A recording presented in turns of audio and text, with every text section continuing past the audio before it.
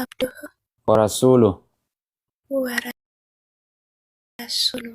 وأن عيسى وأن عيسى عبد الله عبد الله ورسوله ورسوله أني رقم بها أن رقم بها ربي تقوم عليك أن دقوان قبر منجر ربي تقوم عليك أن قبر منجر محمدس garbicha isaatii fi garbicha isaati fi ergama isaa kan xumuraa ta'uu isaa ergama isaa kan xumuraa ta'uu isaa laphee kiyyaan dhugoomsee baradhee arraba kiyyaan dubbadheen jira. Ciisaa yookiin Iyesuus Kiristoos Rabbiis miti, ilma Rabbiis miti, ilma Maryamaa garbicha Rabbii fi ergama saba Israa'el duwwaaf ergame ta'uu isaa baradhee aboo waaqummaas akka hin qabne ilma namaa ta'uu baradhee Rabbiin akka qabu baradhee qalbii kiyyaan dhugoomsee arraba kiyyaan dubbadheen jira. Yaa Rabbi Islaamummaarra na jiraachisii irratti na kaasi.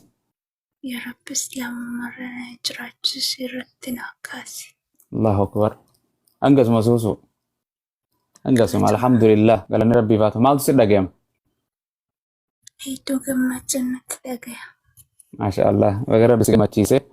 Iyesuusiin gartee hin waaqeessitu itti amanna malee ergamaa Rabbii ta'u malee Muhammadiis hin waaqeessinu Abrahaamis hin waaqeessinu nama akka keenyaa jala gartee waaqeessuu jala baga Rabbiin gara Waaqayyoo nabiyyoonni raajoonni xixiqqaa fi gurguddaan isaanii waaqeessanii baga si fide baga Islaamummaa amantii dhugaadha Rabbi sii kenne Rabbiilleen hin gammada yeroo gartee uumamni isaa gartee Rabbii kanaan gooftaa ta'u waaqa tokkicha dhugaa ta'u yeroo isaaf sagadu ani jedhu illee hin gammada gartee harmeen tanteetu harmee biraa jira harmee si caaltuun argadheettiin harmee tanteetiin hin dallanti hin jaalattu Rabbiilleen abboomma kurna keessa Qur'aana keessatti illee gartee Rabbii waliin qindiin godhina shirkii qindiin godhina jedha akkasuma abboomii kurnan keessaa tokkoffaadha Waaqayyoo tokko ta'uu isaa ana bukketti waaqayyoolii biraa hin waaqessina jedha qaama biraa takka Yesuusiin ergamoota taatu malaa'ikata taatu nama taatu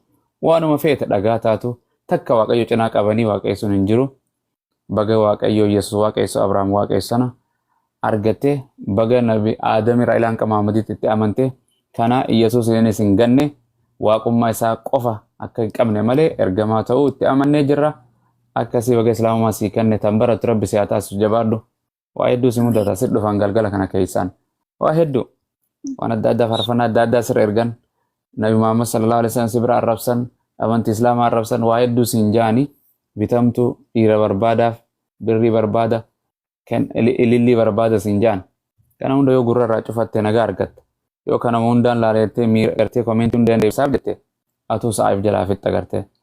Kanaaf maasha Allah baga Rabbiin gara Islaamummaa si fide jabaadhu baradhu garee keessa abdiin si galchu seentee barattee bakka tana teessee lallabuu qabda akka dinqineeshinis duraanuu gaafa amantii si keessa jirtu jabduu barattuudha arrallee barattee jabaattee barsiisu jirti kanumaan siin jaa baga Rabbiin oofee carraa asiin si gee yoo murteeffatte naan Islaamummaa tanaan fudhadheette torbaanii moojii waggaa.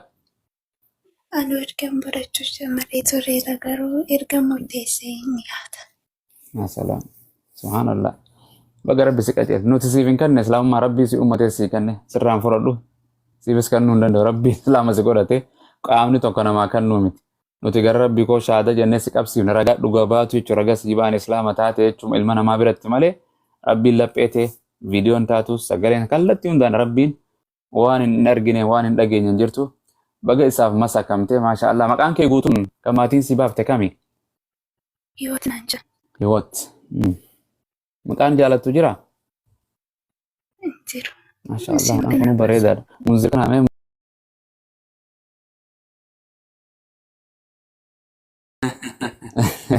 Hiwoot inni bareedu dubbo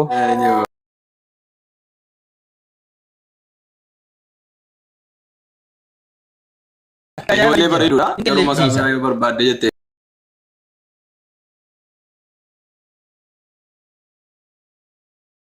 Maqaa hedduu yoo sana dhiiftellee keessaa filachuu dandeessa. Hayaatillee jedhaa jira. Hayaatillee Hiwoot irraa Hayaatitti jedhaa jiru.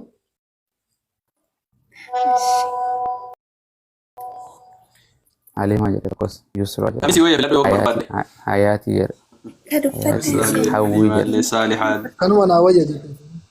waan takkamaa dhiifadha waan takkumaa akka feete guyyaa feeterraa gadi jirachuu dandeessa isin jettaan fudhata. Rakkoo hin qabu. Maqaa namaa tokko rakkoo hin qabu yoo feete Faaximaatti moggaafadhu yoo feete Aashaatti moggaafadhu yoo feete Hayaatitti moggaafadhu yoo feete Ikraamitti moggaafadhu yoo feete Kariimaatti moggaafadhu kan feetetti moggaafatte maqaa namaa tokko rakkoo hin qabu. Wanni guddaan isaa wanti nuti siidhaanu ustaadin illee ammasiif kaasanii turanii namoonni akkumatti sila ganamallee baay'ee tokko dubbachaa turre.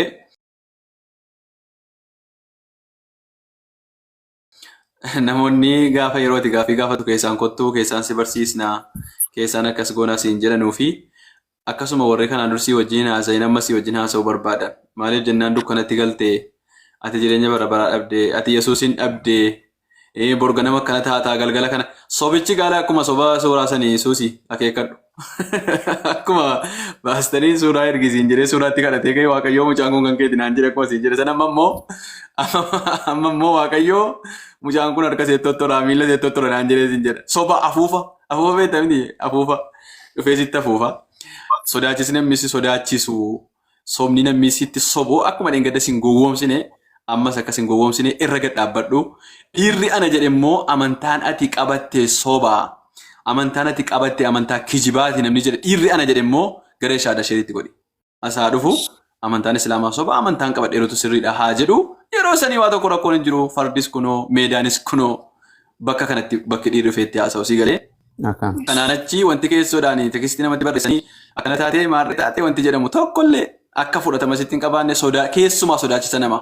Maatiin kee akkana ta'a, maarreen kee akkana ta'a, harki kee akkana ta'a, miilli kee akkana ta'a, soba oduu waa